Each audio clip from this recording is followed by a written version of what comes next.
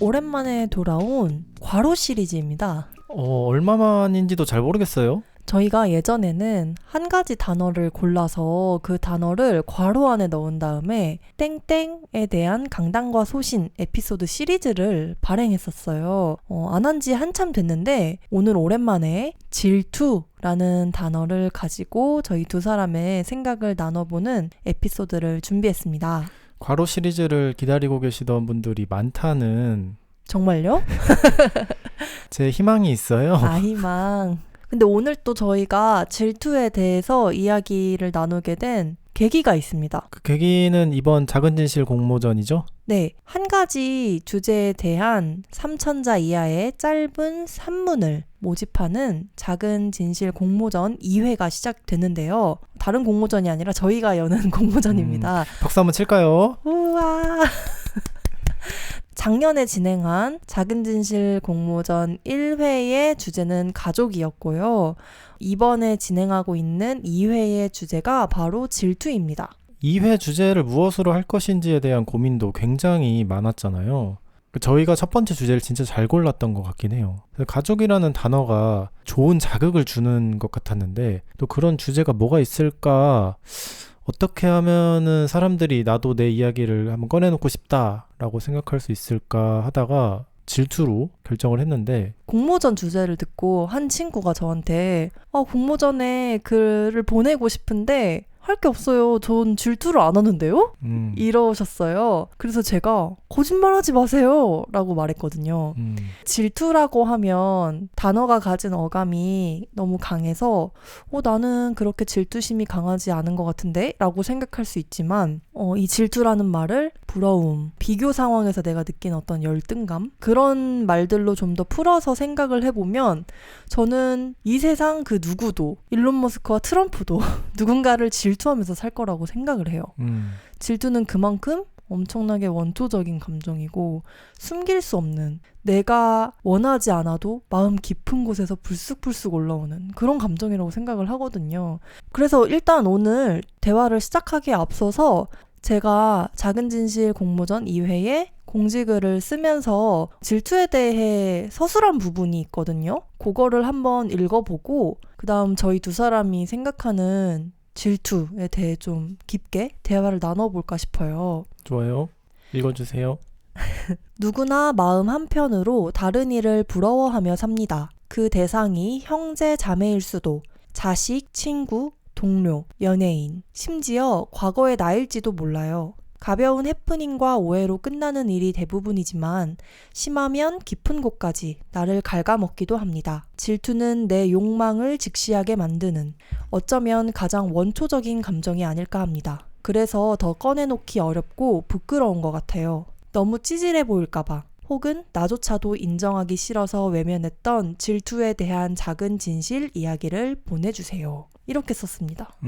질투라는 단어를 들었을 때 떠오른 게 뭔가 비교하고 경쟁해야 되는 상황? 네. 그게 먼저 떠오르긴 하더라고요. 질투는 혼자 있을 때 생기는 감정은 아니다는 생각이 일단 들었고, 그러면 비교 대상이 있어야 되는데 그 비교 대상이 가장 많은 환경이 어딜까라고 하면은 한 자리를 두고 경쟁해야 될 때, 학교에서나 뭐 취업 준비를 할 때나 승진을 노리거나 이런 뭐랄까 약간은 물질적인 목표라고 해야 될까요? 저도 오늘 방송 준비하면서 정말 어렸을 때부터 지금까지 내가 어떤 질투를 느꼈지? 누구를 질투해봤지? 그런 걸 생각을 해봤어요. 근데 그 중에 가장 최근의 경험이 사회초년생 때였거든요. 사실 대학생활 때는 큰 생각 안 하면서 룰루랄라 잘 지냈던 것 같은데, 제가 대기업을 준비하다가 나는 그냥 작은 회사에 가야겠다라고 생각을 하고 엄청 조그만한 회사에 입사를 했었단 말이죠. 근데 그래 놓고도, 내가 결정을 그렇게 해놓고도 한 1년 정도 대기업에 간 친구들을 엄청나게 부러워했었어요. 근데 그게 어떤 정도였냐면, 이제 막 회사 생활을 시작했다 보니까 연봉이 얼마고, 회사 처우가 어떻고, 회사 분위기가 어떻고, 그런 이야기들이 자연스럽게 대화에 묻어나왔던 것 같아요. 자랑하려고 누군가한테 막 보여주려고 하지 않아도 요즘 근황을 얘기하다 보면 전과 달라진 부분들을 이야기하다 보니까 그런 이야기들을 이제 듣게 되는 거죠. 물론 제가 회사 생활을 하면서 즐거웠던 거, 보람되는 거 이야기를 할 수는 있지만 그런 처우는 없는 거예요.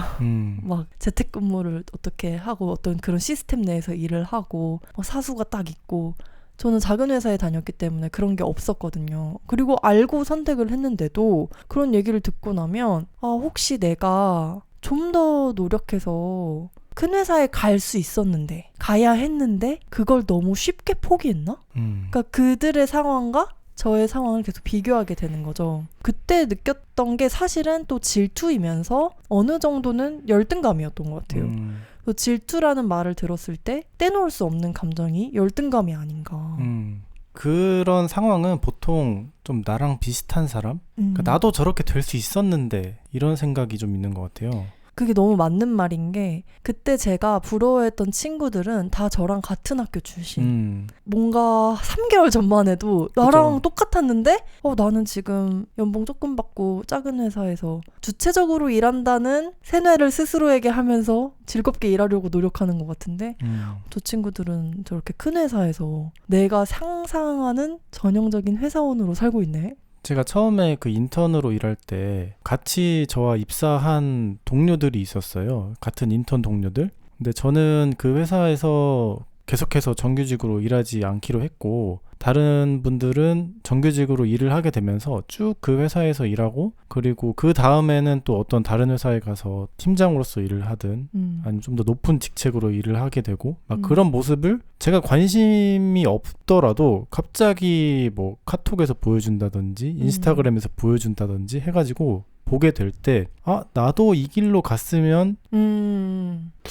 회사에서 뭐 팀장이나 뭐나 하고 있을 텐데 서울에서 그래도 어느 정도 돈 벌면서 살고 있을 텐데 이런 생각을 할 때가 있죠.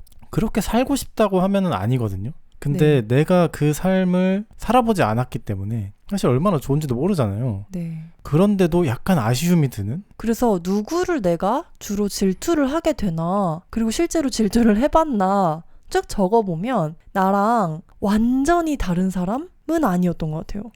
작은 진실 공모전 작품 모집이 11월 5일에 시작을 했잖아요. 작품 모집의 시작을 기념하면서 강당과 소신이 사람들에게 들려주고 싶은 질투에 대한 작은 진실 이야기를 글로 적어서 웹사이트에 발행을 했어요. 제가 적은 이야기가 중고등학교 때 부러워했던 다리가 예쁜 친구들에 대한 이야기였는데요. 사실 정확하게 말하면 나보다 키도 크고 그냥 늘씬늘씬하고 그런 친구들을 부러워했던 건 아닌 것 같아요. 어떤 시기였냐면 모두가 교복을 입잖아요. 학교에서 교복을 입으면 정말 공평하게 다리가 다 보인단 말이죠. 딱 그 무릎에서 발목까지. 그냥 늘씬한 친구들을 마주치면 막 다리를 잘 안 봐요. 어차피 나보다 말랐는데. 근데 나랑 키도 좀 비슷하고 덩치도 좀 비슷한 친구는 나도 모르게 다리를 보게 되는 거예요.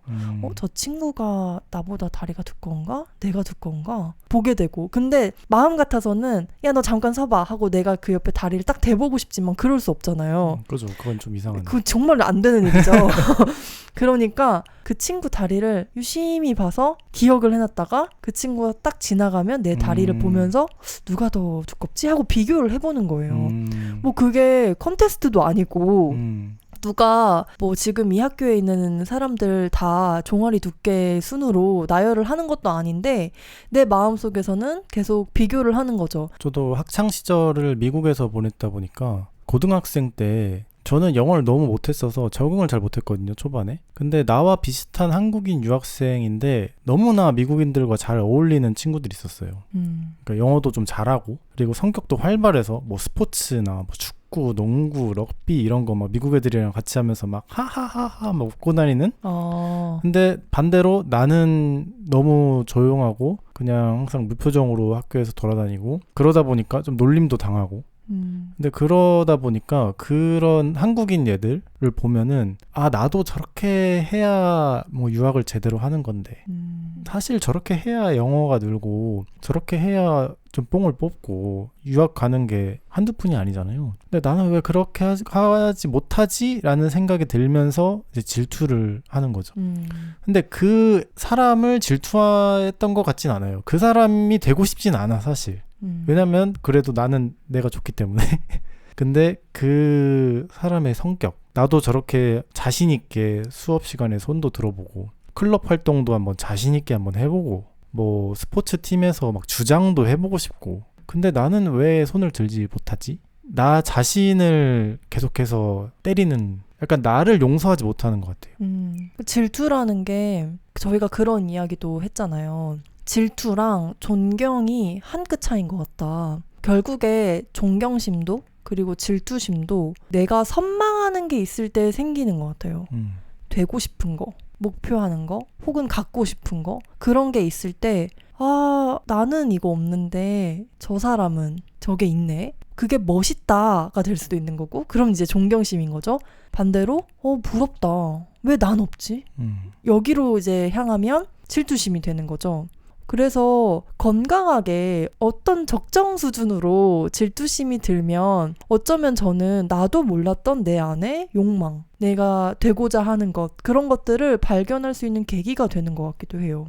근데 내가 욕망하는 대상이 되지 못하는 나만 계속 신경 쓰고 나만 계속 아까 그 때린다고 했잖아요. 정말 나를 향해서 높은 기준을 들이밀면서 갉아먹기 시작하면 그게 진짜 괴로운 감정이 되는 거죠.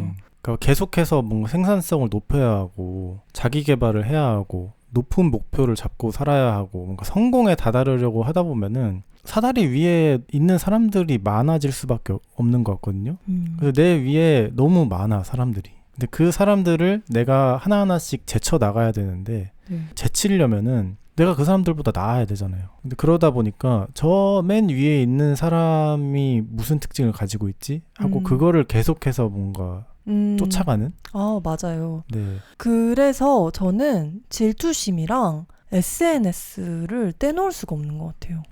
예전에는 내가 질투하는 대상이 현실에 있었거든요. 보통은 쉽게 떠올릴 수 있는 건 뭐 친구들 혹은 언니, 그렇죠. 네, 형제 자매, 정말 내 주변에서 볼 수 있고 내 또래고 나랑 좀 비슷한 사람들이었는데 이제는 SNS에서 그런 사람들을 무한히 볼 수 있잖아요. 제가 예전에 작은 배를 시작하기 전부터 유튜브 열심히 할 때 제주도에 내려오면서 뭐 브이로그 같은 것도 찍어서 올리고 막 그랬었어요. 막 조회수가 보이고 막 댓글 수가 보이고 이러면 신경이 쓰이잖아요. 어떻게 하면 사람들이 내 영상을 많이 봐줄 수 있을까 고민을 하면서 제일 먼저 했던 게 다른 제주도 브이로그를 찾아보는 거예요. 그러면 그 중에 내가 딱 봐도 이 사람은 영상 진짜 잘 만든다. 이 사람 진짜 재밌게 산다. 나는 왜 이렇게 영상을 못 만들지? 나는 똑같은 제주도에 살면서 이렇게 재밌게 못 살지? 그런 생각을 하는 거죠. 근데 생각해보면 그 마음이 너무 이상한 게 내가 그 사람에 대해 알고 있는 건 그 영상밖에 없잖아요. 그 사람이 실제 세상에서는 어떤 생각을 하는지, 무엇을 쫓으면서 사는지 아무것도 모른단 말이죠. 심지어 얼굴도 직접 본 적 없고 어쩌면 그도 누군가를 부러워하면서 살 텐데 나는 그냥 이 영상 하나만 보고 그 사람을 부러워하는 거예요. 제주 브이로그 잘 만들려면 이런 식으로 만들어야 되는구나 막 생각하고, 그러니까 잘 되는 특징들이 너무 잘 보이는 세상이라서 그게 심지어 내가 아는 사람이 아님에도 너무 쉽게 질투를 하게 되는 것 같아요. 저는 인스타그램도 지웠고, 그리고 최근에 그 카카오톡이 갑자기 인스타그램 틱톡이 되면서 제 신경을 많이 건드렸거든요. 그래서 친구도 많이 삭제하고 피드에서 친구 사진 숨기기 뭐 이런 것도 좀 많이 하고 했는데, 그러니까 저는 저만의 세상에서 살고 싶은 것 같아요.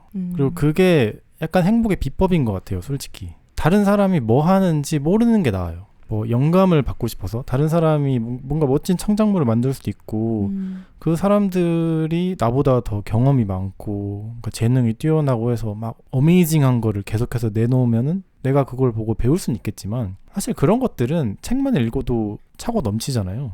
굳이 내가 소셜미디어에서 찾아내려고 할 필요는 없는 것 같고, 그리고 소셜미디어는 어찌됐든 계속해서 최근 정보 위주로 돌아가다 보니까 내가 최신 정보를 얻어서 좋을 게 있나? 그러니까 뉴스도 좀 그런 것 같아요. 최근에 이런저런 뉴스가 워낙 많아서 매일마다 뉴스를 챙겨봤거든요. 한 몇 주 동안. 그니까 좀 정신건강이 또 안 좋아지더라고요. 막 그런 이야기 하잖아요. 뭐 우리나라에 어떤 큰 뉴스가 났는데 내가 모르고 있으면은 야 너는 뭐 세상 돌아가는 일 좀 확인 좀 해라. 제가 자주 듣는 말입니다.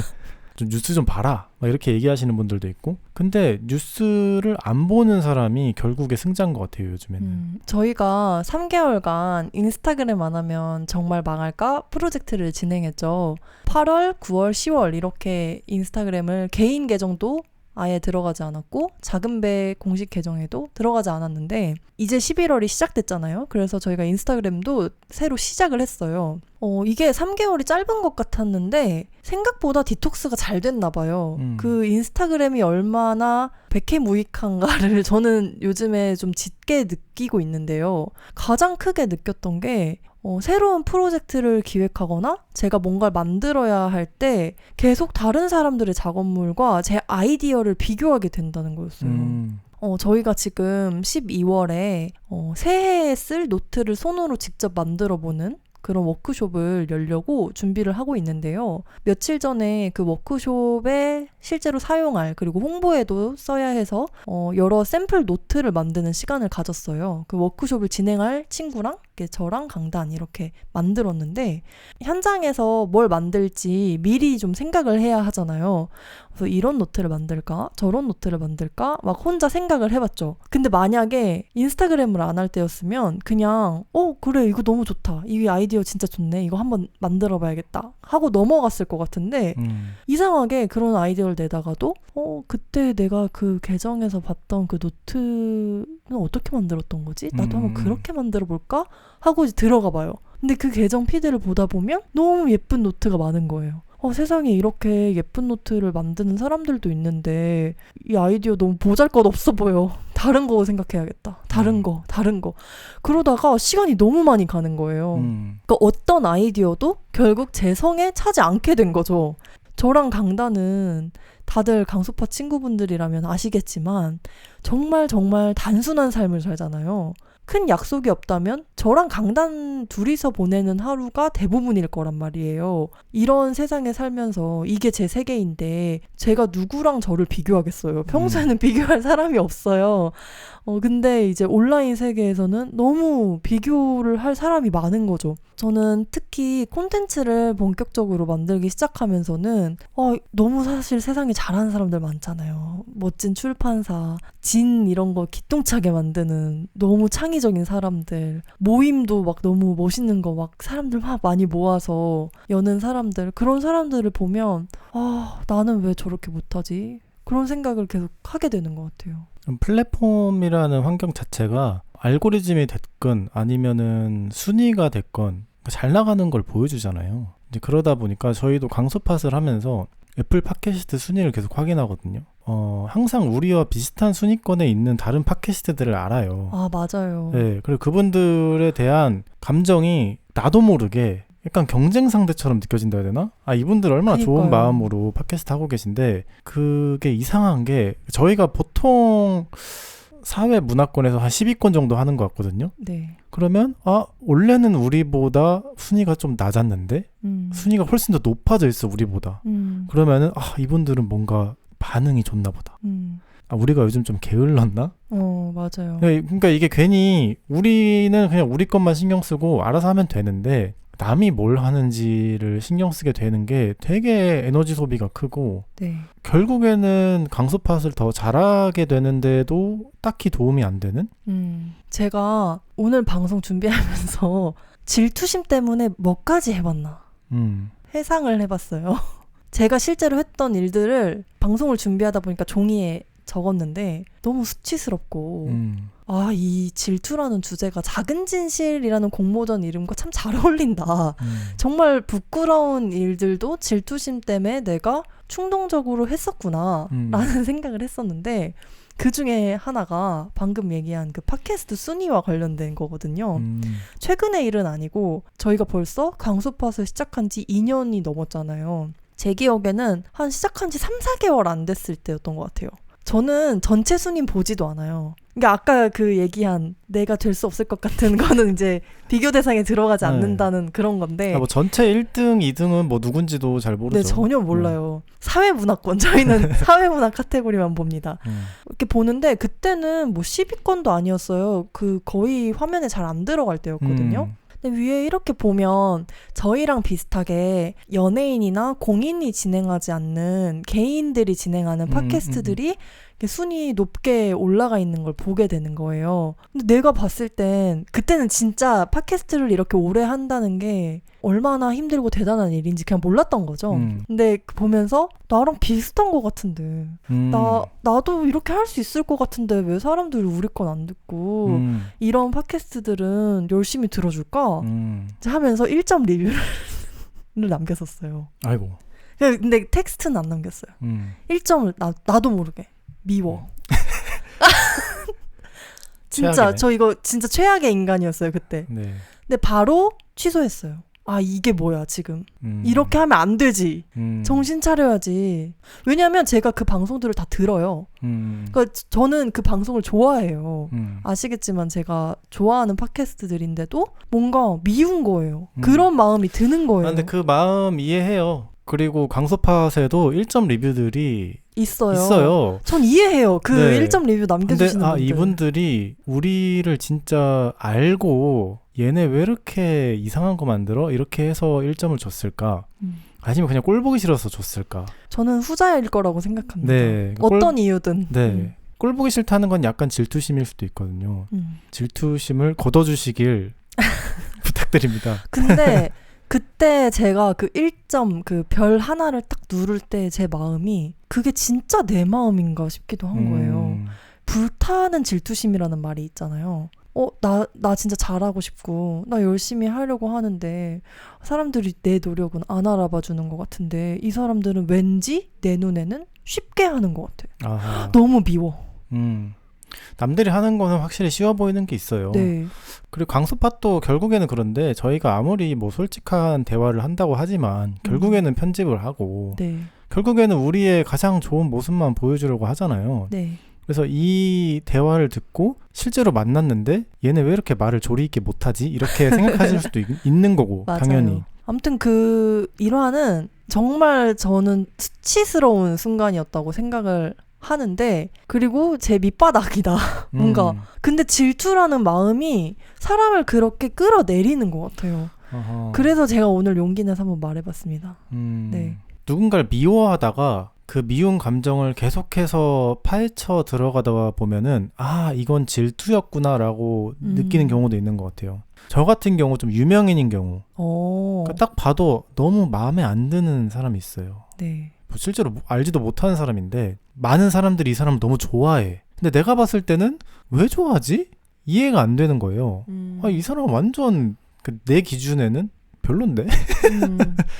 근데 사람들이 좋아하니까 더 싫은 거예요. 부러운 거지 솔직히. 이 유명인이 받는 이 관심과 사랑이 생각해보면은 아 내가 이 사람을 싫어하는 게 부러워서구나. 저도 비슷한 적이 있는데 제가 스타트업에서 계속 일을 할 때 기획이나 이런 컨텐츠 관련된 일을 쭉 했을 때 그 씬에서 유명한 그러니까 연예인은 아닌데 기획자나 마케터로서 유명하신 인플루언서 분들이죠. 어떻게 보면 회사 생활도 하면서 자기만의 채널도 엄청 잘 운영하시는 그런 분들 꼭 있어요. 네네 그런 분들 많으신 것 같아요. 제가 아는 분들이 전부는 아닐 것 같고 근데 저는 그런 분들이 뭔가 뭐라고 해야 될까? 못 믿어온 거예요. 실제로 누군가랑 이런 뒷담화를 한 적은 없어요. 왜냐면 이게 좋은 감정은 아니니까 그냥 혼자만의 생각이긴 했지만 아니 이 사람들 작업이 뭐 그렇게 대단한가? 뭐 내가 SNS에 막 안 올려서 그렇지 뭐 나랑 비슷한 것 같은데 나도 한번 해보면 뭐. 근데 말해놓고 하니까 너무 부끄러워.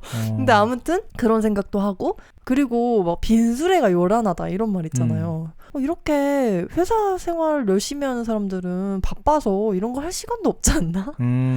막 이렇게 하는 거 보면은 사실은 실력이 없는 거 아니야? 막 저 혼자 평가하고 있는 거죠. 어떻게 보면. 근데 마음 깊은 곳에서는 사실 부러웠던 거예요. 맞아요. 아 나도 이렇게 기획 잘하고 싶다. 아 나도 기획 잘하고 이걸 잘 보여줘서 사람들한테 인정받고 싶다. 그러니까 내가 잘하고 싶은 영역에서 잘 나가는 사람이잖아요. 그러니까 사실은 이게 미운 게 아니라 질투였던 거죠.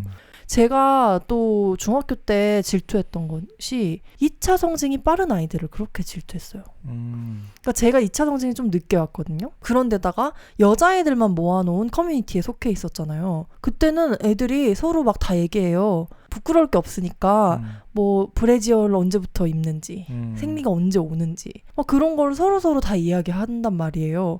근데 그런 게 나는 아직일 때 왜 나는 똑같은 나이인데 똑같이 지금 지내고 있는데 왜 나는 2차 성징이 안 오지? 나는 여자가 아닌가? 막 그런 생각도 하고 그랬었어요. 그러니까 그렇게 누가 나랑 비슷하고 누가 나랑 비슷한 단계에 있는지 그게 명확한데 비교하기 너무 좋은 환경일 때 그럴 때가 좀 계속 사람을 이렇게 질투심에 휩싸이게 만들지 않는가 싶습니다. 그리고 다음으로는 또 관계에 있어서 질투가 또 큰 부분인 것 같아요. 그러니까 질투심 하면 저희가 지금까지 얘기한 것처럼 내가 선망하거나 욕망하는 대상에 대한 질투가 있다면 또 한 축에서는 쉽게 말해 뭐 가족관계나 연인관계, 친구관계에서 오는 질투심이 또 엄청 크죠. 저희가 처음 만난 게 제가 군대에 있을 때 전역을 한 달 앞두고 있을 때였잖아요. 네. 다시 이제 군대에 들어가서 한 2주 정도 있다가 또 마지막 휴가를 나오는 거였는데 그 2주 동안 그때 저희가 매일같이 통화를 했죠. 네. 전화도 하고 문자도 하고. 네. 뭐 부대입니다. 전화 주세요. 아들입니다. 전화 주세요. 계속해서 군대 핸드폰으로 전화를 했었는데 그때 하루는 그 소신이 이제 아는 친구랑 그 남자인 친구랑 저녁에 밥을 먹고 뭐 술을 마신다고 했나? 하는 거예요. 근데 그게 너무 질투가 나는 거예요. 기억납니다. 네. 그러니까 그때 사실 우리의 관계가 뭐 그렇게 오래된 것도 아니지만 나는 또 내 상황이 뭐 나갈 수 있는 상황도 아니고 이런저런 생각이 많이 들면서 확 삐지더라고요. 맞아요. 그때 제가 실제로 말을 했나? 아니면 혼자 생각한 건가? 가물가물하긴 한데 어떤 생각을 했냐면요. 근데 지금 민석이가 내가 만나는 오빠가 나랑 어떤 관계고 그런 실체를 안다면 이렇게 질투하지 않을 것 같은데? 그죠. 지금은 아는 사이잖아요. 네. 셋이서 너무 자주 만나고 서로 잘 아는 사이인데 이제 그때는 몰랐으니까 저랑 그분의 사이가 어떤지 잘 몰랐다 보니까 막 삐지더라고요. 제가 좀 당황했던 기억이 납니다. 그게 두려웠기 때문에 삐진 겁니다. 무엇이 두려웠지요? 그 소신이 나를 안 좋아할까봐 약간 두려움이 있을 수 있고 네. 거기에 또 집착이 있는 거죠. 넌 내 거야 라는.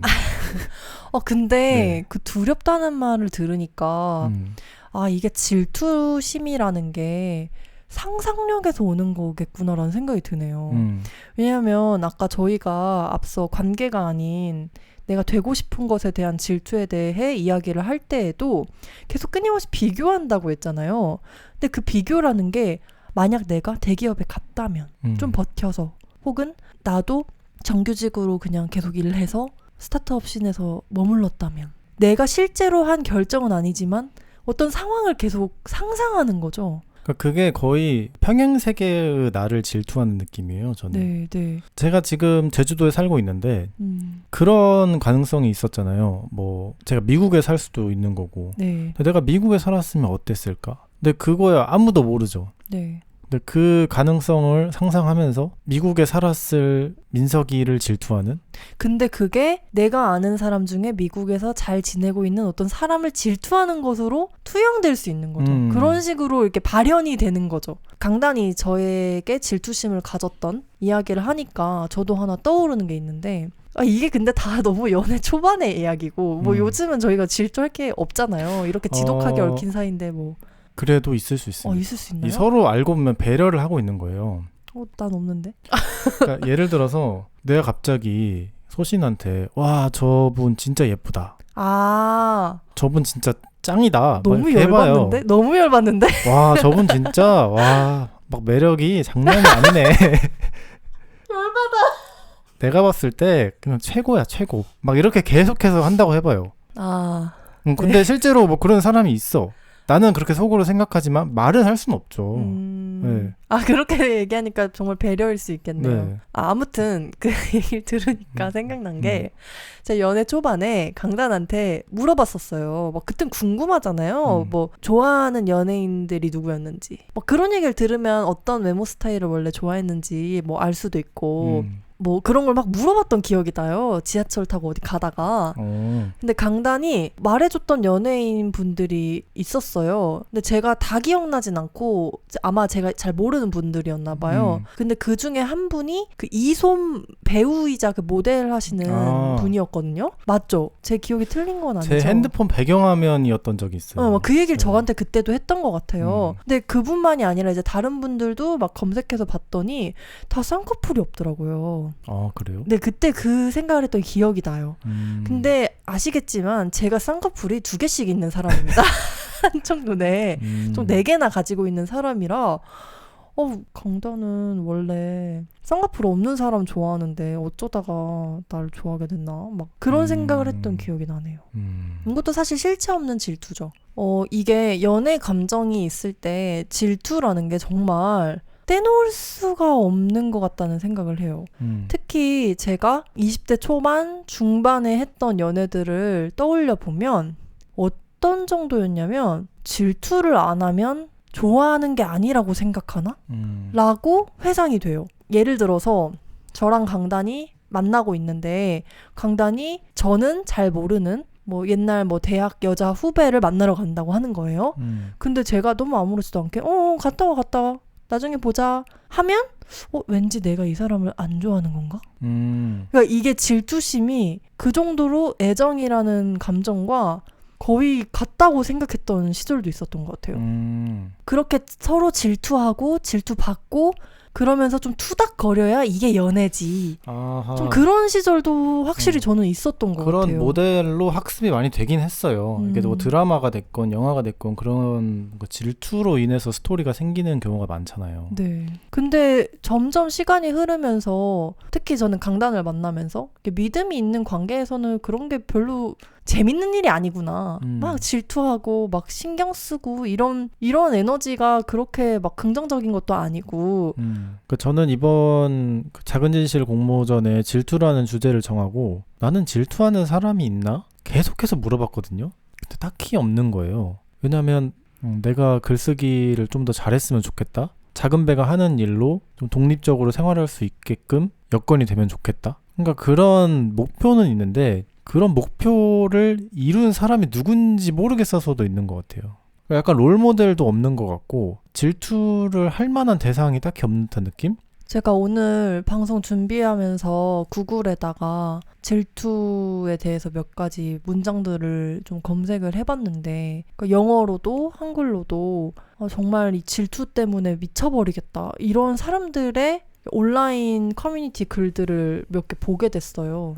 저도 그렇게까지 막 강렬하게 막 이 감정 때문에 내가 회사에 가기도 싫고 그 친구를 막 꼴도 보기 싫고 막 그런 적은 없었지만 저는 반대로 오늘 방송을 위해 저의 옛날들을 쭉 회상하면서 내가 생각보다 질투심이 많은 사람이었구나 생각을 했거든요. 단순히 질투를 했던 적이 많다라기보다는 질투라는 경험이 정말 말로 하기 부끄러운 거구나라는 깨달음이 더 컸던 것 같아요. 그러니까 아까 제가 그 팟캐스트에 별 하나를 누르고 너무 수치스러웠던 이야기를 했는데 사실 그게 정말 세 발의 피예요. 솔직히 제가 떠올렸던 그 질투 때문에 내가 어디까지 갔었나 정말 나만 아는 어떤 경험들 내가 이거를 글로 써볼 수 있을까 싶을 정도로 제 이름을 걸고 못 쓸 것 같은 거예요. 그러니까 익명으로 어딘가에 쓰라고 하면은 해볼 수 있겠지만 그러니까 그 정도로 어떻게 보면 질투라는 게 대놓고 말하기 좀 부끄러울 정도로 내밀한 감정이었고 그런 경험들이 나한테 많았구나라는 걸 오히려 전 좀 깨달았던 것 같아요. 그 질투에서 벗어나려면 결국에는 내 삶에 좀 자신감이 있어야 하는 것 같고 내 삶의 가치를 남에게 맡겨서는 안 되는 것 같아요.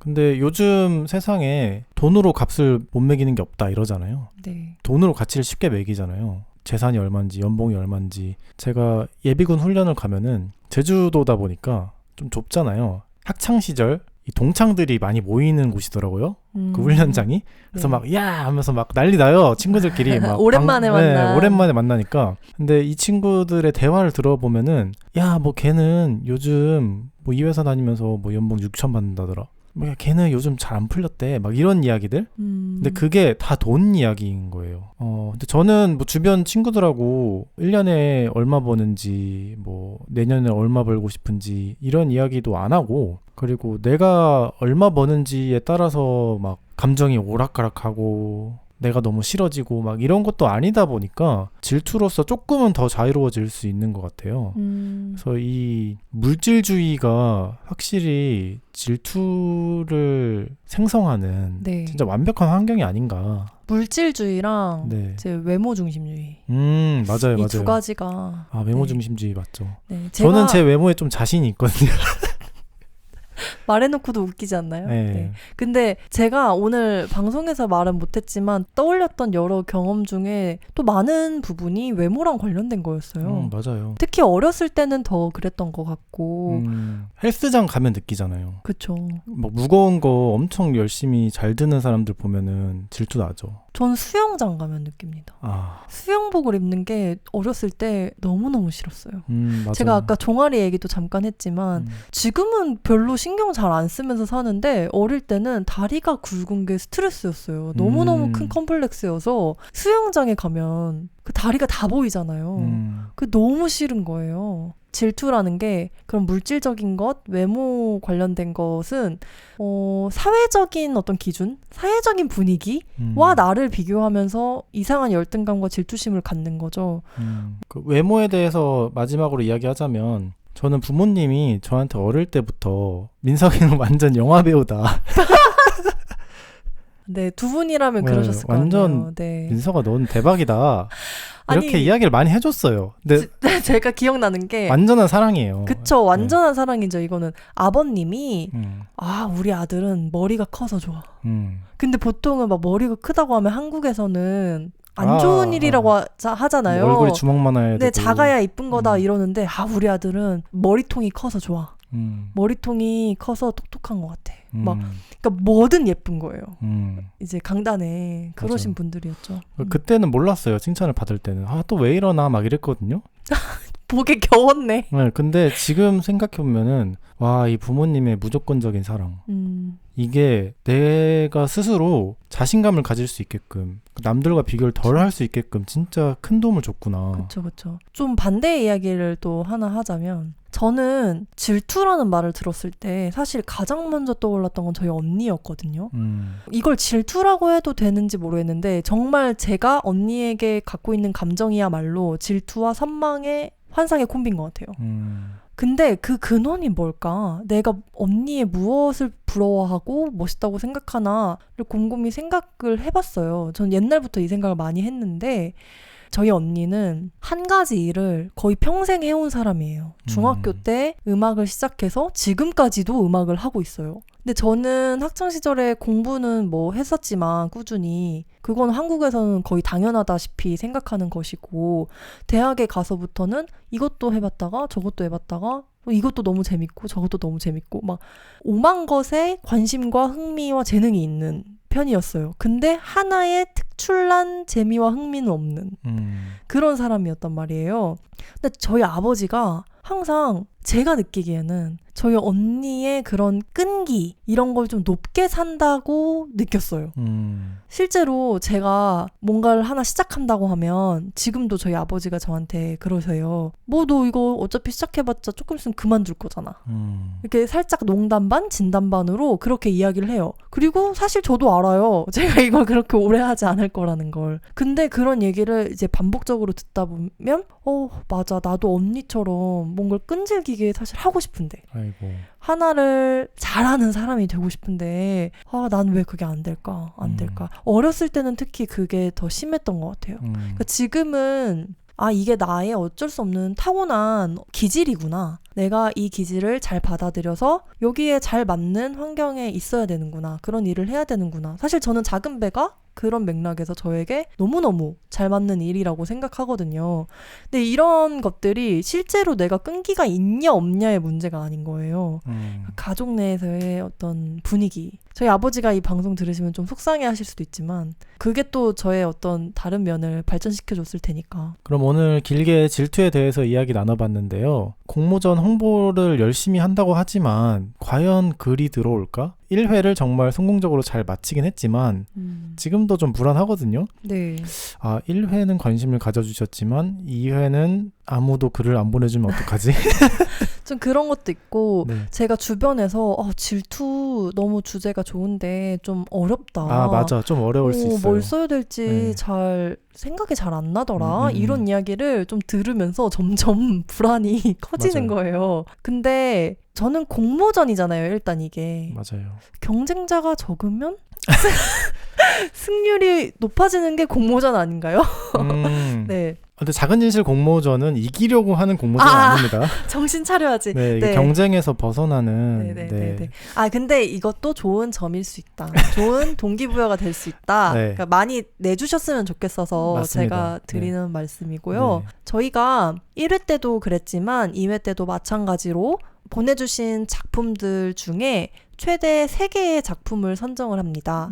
그리고 그냥 선정만 하는 것이 아니라 상금 겸 원고료 10만 원씩을 상금으로 드려요. 그리고 선정 작품과 저랑 강단의 글, 그리고 또 자유기고가 한 분의 글을 모아서 내년 초에는 또 선정 작품집도 발간을 할 예정입니다. 책은 작은 진실 모음, 줄여서 작진모로 또 발행이 될 텐데 이 작진모 1회가 이미 세상에 나와 있고 또 2회가 발행이 되면은 이제 1회, 2회 네. 이렇게 약간 뭐 이상문학상 모음집처럼 이제 가는 겁니다. 네, 그렇죠. 그걸 노렸어요, 처음부터. 네. 그래서 정말 설레는 마음으로 보내주실 작품들을 또 기다리고 있고요. 또 작진공의 재밌는 점 하나를 더 말씀드리자면 저희가 사실 작품을 선정해야 하는 입장이긴 하지만 말 그대로 저희한테 진실을 보내주신 거잖아요.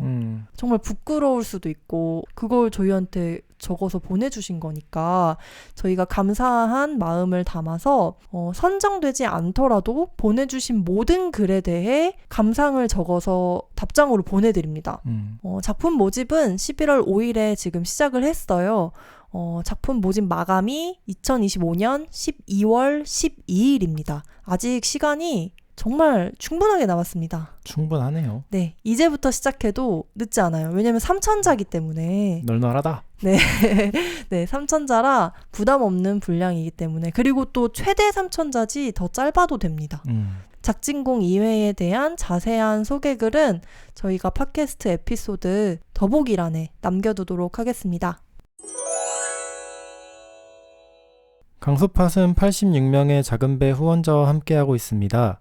작은배 후원에 대한 자세한 내용은 작은배.com, jagunbae.com에서 확인하실 수 있습니다. 감사합니다.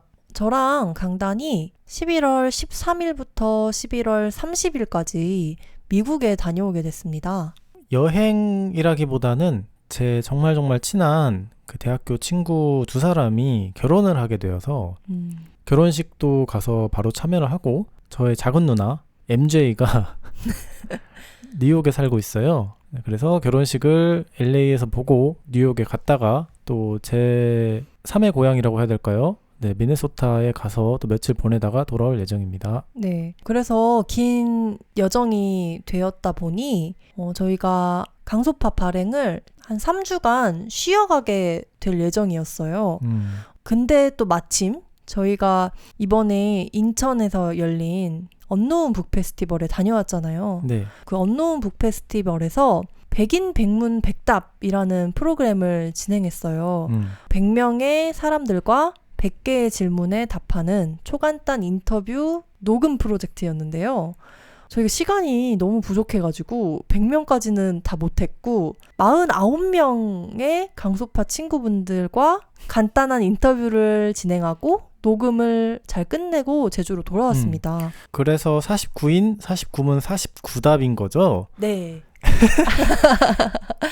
그 특별 에피소드를 저희가 미국에 가 있는 동안 강단이 열심히 편집을 해서 중간에 한번 발행을 할 수 있을 것 같아요. 네. 근데 그 특별 에피소드를 제외하면 저희 두 사람의 대화는 3주간 발행이 되지 않습니다. 강소파 친구분들, 저희가 없는 동안 저희 잊지 마시고 예전 에피소드 들어주시면서 조금만 기다려주시면 감사하겠습니다. 미국 즐겁게 다녀와서 또 미국 여행 후기도 나중에 에피소드로 발행해 보도록 하겠습니다. 다음은 강소파 친구들이 남겨준 댓글을 한번 읽어보겠습니다. 우선 작은배.com 방명록에 왕왕님이 남겨주신 댓글입니다.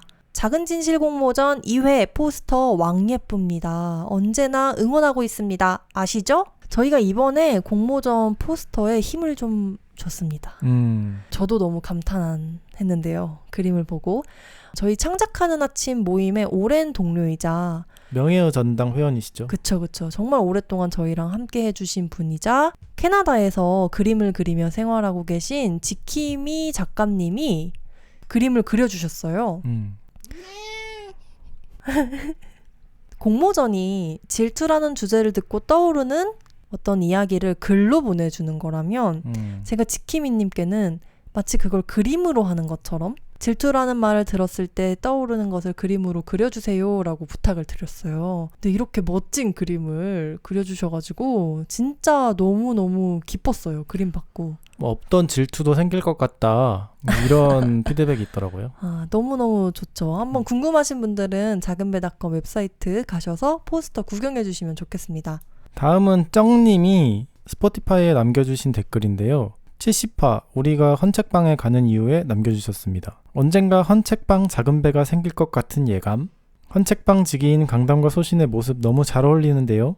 전 갑자기 대만 까오슝 여행을 오게 되었어요. 비행기에서 강소파 타이페이 여행편을 들으면서 왔답니다. 언노운 북 페스티벌에 못 가서 너무 아쉽지만 저도 여기서 멋진 헌책방을 찾게 되길. 저희가 타이베이 갔을 때 정말 멋있는 헌책방에 많이 갔거든요. 네. 까오슝은 가본 적 없지만 그래도 같은 대만이니까 비슷한 분위기가 아닐까 싶은데 좋은 헌책방을 만나셨다면 저희에게도 알려주세요. 네. 언젠가 까오슝 가보고 싶습니다. 제주도에서 직항으로 대만 가기가 참 좋아가지고 좀 자주 가고 싶거든요. 먹거리도 좀 싸고. 네. 너무 좋았어요. 저는. 네. 뭐 거의 서울 가는 것 같은 느낌으로 갈 수 있어서 까오슝 후기 부탁드리겠습니다.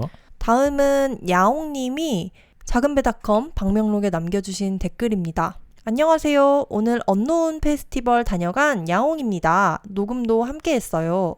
계단 올라갔을 때 인사한 순간이 너무너무 잊히지 않아요. 솔직히 말해 너무 긴장했고 편지 전달할 때도 심장이 벌렁벌렁 했어요. 만약 누군가 너의 최고의 하루를 설명해봐 라고 한다면 저는 오늘을 묘사할 것 같아요. 여유롭게 일어나서 내가 기다려온 북페스티벌에 가고 좋아하는 사람들을 만나서 인사하고 책도 사고 재미난 북마켓과 헌책방을 구경하고 카페에서 바로 속도 제한 책 읽으면서 커피 마시는 오후 유유유 미치게 행복했어요. 미행 이렇게 행복한 하루를 만들어주셔서 감사합니다. 또 언노운 북페스티벌을 기다린 2주 동안도 행복했어서 이 마음을 어떻게 전달드릴까 싶어 바로 방명록에 달려왔습니다. 작은배 웹사이트에서 읽은 내용이었는데도 책 속도 제한에 밑줄 박박 그으며 읽으니 또 색다른 기분이었어요. 늘 행복하시고 건강하세요. 야옹님을 실제로 뵀던 게 저도 기억이 나는데 일단 너무너무 반가웠고요. 네. 이렇게 육지에서 어떤 행사에 참여하면은 이 기쁨이 진짜 큰 것 같아요. 이게 댓글로만 만났던 사이, 네. 온라인으로 만났던 사이를 실제로 만날 수 있는. 그 처음에는 야옹님인지 몰랐는데 댓글도 남겼었는데 이러시길래 닉네임이 어떻게 되세요? 이러니까 알려주시더라고요. 근데 그때부터 뭔가 그 온라인 동호회 만남처럼 야옹님이세요? 막 그런 게 너무 재밌어요. 우리끼리 아는 이름으로 맞아요, 부르고 불린다는 게. 저는 저희가 준비한 프로그램도 야옹님께 좋으셨을 거라 생각하지만 사실 이 북페스티벌 자체가 진짜 좋았잖아요. 여기서 말씀해주신 것처럼 북마켓이나 헌책방들 구경하신 게 또 정말 좋은 시간이었을 것 같고 거기에 저희가 초대할 수 있어서 네. 너무 기뻐요. 언노운 북페스티벌을 언제 다시 하게 되실지 모르겠지만 다음 기회에는 좀 시간 널널하게 창작자가 아니라 그냥 손님으로 가서 많이 둘러보고 싶습니다. 네, 그게 진짜 아쉽더라고요. 저희 걸 해야 해서 마켓이나 다른 헌책방 구경을 충분히 못한 게 네. 정말 아쉬웠을 정도로 네, 너무 좋았습니다. 양우님 만나서 너무 반가웠습니다. 다음은 인영님이 작은배닷컴 방명록에 남겨주신 이야기인데요. 안녕하세요, 강단과 소신님. 출퇴근길 강소팍과 함께하는 인영입니다. 최근 69화 가파른 성장을 경계하라를 듣고 강단님의 성공했다, 소신님의 행복하다는 말에 절로 웃음 지으며 운전하고 있는 저를 발견하고 강소님께 전하고 싶어 댓글을 남겨요. 속도 제한 2쇄를 강력하게 희망합니다. 세상에 나올 다른 책들도 무척 궁금하고요. 사전 주문을 놓치기도 전에 완판되었길래 아쉬운 마음으로 끄적여 봅니다. 두 분의 삶과 말이 참 아름다워요. 무엇보다도 두 분이 그 삶을 좋아하는 모습이요. 같이 사는 짝꿍도 강소팟에 스며들어 두 분의 삶에 감동하고 있어요. 저도 친구 덕에 강소팟과 창작하는 아침을 알게 되었는데 이렇게 아름아름 빠져나갈 수 없는 거미줄 마냥 엉켜들어 저도 즐겁습니다. 원하는 삶을 만들어가는 모습을 오래오래 엿보고 싶습니다. 속도 제한 1쇄가 정말 빠르게 소진이 되어서 네. 2쇄를 찍어야겠구나라는 생각이 많이 들더라고요. 네, 저는 사실 1쇄 소진도 어려울 수 있다. 좀 자신감이 없었나 봐요. 그래서 1쇄만 잘 팔아도 너무너무 행복한 일이다. 이건 진짜 감사해야 하는 일이다 라고 생각했는데 정말 생각보다 빠르게 소진되고 2쇄에 대한 문의를 정말 많이 받았어요. 이런 적 처음입니다. 좀 뭔가 놀라울 정도로. 그래서 당장은 아니지만 저희가 또 미국 일정도 예정되어 있고 이래서 연말에 2쇄를 또 좀 더 만들어 볼까 계획을 하고 있습니다. 그때 인형님 꼭 속도 제한 구매하실 수 있었으면 좋겠고요.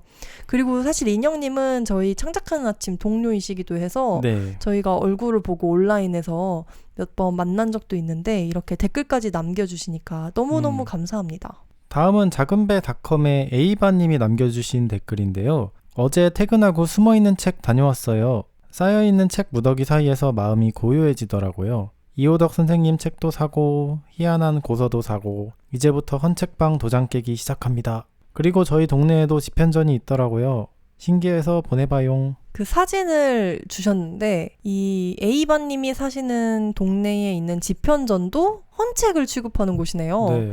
네, 저희가 이번에 언노운 북페스티벌 참여를 위해 인천 헌책방 거리 배다리 지역에 머물 때 집현전이라는 헌책방 레지던시에 묵었잖아요. 근데 집현전이 두 곳이나 있을 줄이야. 그니까요. 너무 신기했고. 근데 A반님도 또 그 축제에 오셨었어요. 그래서 A반님이라고 알려주셔가지고 제가 또 너무너무 반가웠는데 숨어있는 책에서는 어떤 이호덕 선생님 책을 사셨을까? 너무 궁금합니다. 부럽네요. 네, 저도 이번에 그 인천에 갔을 때 아벨 서점이라는 헌책방에서 이호덕 선생님 책을 사왔거든요. 일하는 아이들. 네, 제가 전부터 갖고 싶었던 책이었는데요. 일하는 아이들이 그 이후에 여러 출판사에서 개정판이 많이 나왔어요. 근데 거기에 초판이 있더라고요. 그러니까 1쇄 초판은 아니고 중쇄. 근데 그게 그래서 더 비쌌어요. 거의 가격이 3-4배 차이가 났지만 나는 더 오래된 것을 산다. 컬렉터니까. 네, 오덕쌤의 일하는 아이들 책을 사왔습니다. A반님은 인천에서 워크숍도 참여해 주시고 그리고 이틀 연속 오셨어요. 맞아요. 그래서 온라인에서만 이렇게 알던 사이인데 오프라인에서 이제 얼굴을 좀 익히니까 마음이 확 더 가까워진 것 같고 그쵸. 뭔가 앞으로 더 자주 보게 될 것 같은 느낌? 네. 그러니까 이렇게 얼굴을 한번 진하게 보면 길 가다 마주치면 알아보거든요. 그러니까 그런 사이가 되는 거죠. 네. 너무너무 반가웠습니다. 다음은 버들숨님이 남겨주신 댓글인데요. 소신님이 직박구리의 삐죽한 머리를 좋아하시는 것처럼 저도 처음 직박구리를 인지하게 되었을 때 머리에 왁스 바른 멋쟁이 같다고 생각했어요. 저는 산책하듯 탐조하기를 좋아하는 사람인데요. 걷다가 새소리가 들리면 따라가 멈춰 서서는 작은 움직임들이 없나 가만히 바라봐요. 그러다 보면 맨눈으로 덤불에서 여럿이 분주하게 움직이는 뱁새의 코코볼 같은 눈과 마주치기도 한답니다. 최근에 요즘사 팟캐스트에 책 탐조일기의 삽사롱 작가님이 인터뷰로 나오신 에피소드 추천해요. 저도 삽사롱 작가님 인터뷰하신 요즘사 방송을 들었는데요. 너무 재밌더라고요. 서울에 사시는데 서울 도심에서 탐조한 이야기들을 주로 풀어주셨어요. 멀리 가지 않고 좀 일상에서 버들숨님처럼 마치 산책하듯 탐조하는? 근데 또 듣다 보니까 서울은 또 제주의 도심과 다르구나. 또 다른 새들이 그곳에는 있는 것 같다. 이런 생각도 들어서 다음에 서울에 가면 탐조를 해봐야겠다. 라는 생각도 했습니다. 탐조하러 서울 가는 거는 좀 특이하네요. 근데 왜냐면 제가 아직까지는 이렇게 막 숲과 바다에 가서 탐조를 하러 육지에 올라간다는 게 좀 상상이 안 돼요. 근데 서울은 지역 자체가 좀 익숙하니까 그 에피소드를 듣다 보니 그런 생각이 들더라고요. 그래서 버들숨님의 추천 덕분에 이 인터뷰를 듣게 돼서 너무 좋았고요. 저는 또 강단이랑 최근에 산책을 하다가 동박새 친구들을 엄청나게 많이 봤잖아요. 너무 귀여워. 너무 귀엽죠. 네. 산책을 하는데 엄청 큰 저택의 마당에 있는 어떤 나무가 있었어요. 근데 그 나무가 열매가 달려 있었는데 동박새들이 정말 저희는 신경도 안 쓰고 걔네를 먹겠다고 분주하게 돌아다니는 모습을 또 봤었습니다. 너무너무 멋있었어요. 그리고 또 최근에 버들수님을 저희가 실제로 봤잖아요. 맞아요. 저희가 사전 주문을 받은 책 속도 제안을 육지에 계신 분들께는 택배로 보내드렸고 선택하신 몇 분께는 직접 수령하실 수 있도록 시간과 장소를 안내해드렸는데요. 마침 버들숨님이 그 기간에 제주 여행이 예정되어 있어서 책을 직접 받으러 오셨어요.